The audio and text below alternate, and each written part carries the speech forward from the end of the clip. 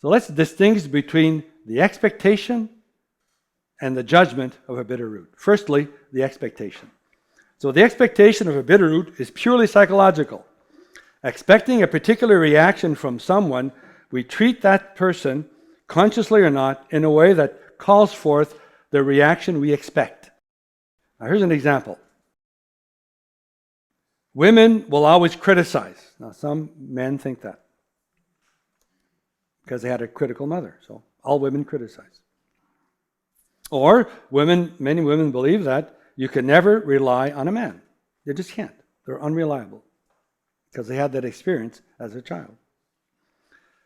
Or someone will say, women especially, no one pays attention to me. I'm invisible. Because when she was a child, she was invisible to her father. He never looked at her, never saw her, never noticed her. It's a bitter root in the person's heart. Here's a typical case. A man is raised by a critical mother. Feeling hurt and rejected, he learns to protect his heart by withdrawing.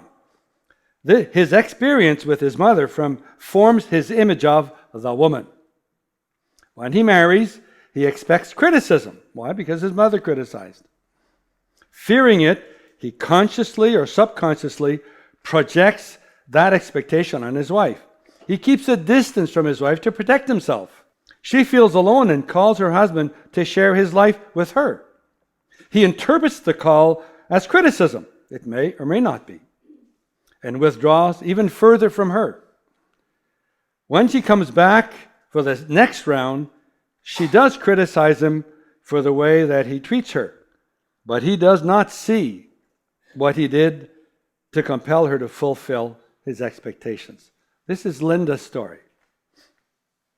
Now, Linda's father was absent most of the time. He hardly noticed her. So, in her little heart, she concluded that all men would not notice her. So she grew up to be a beautiful woman. But men began to notice her.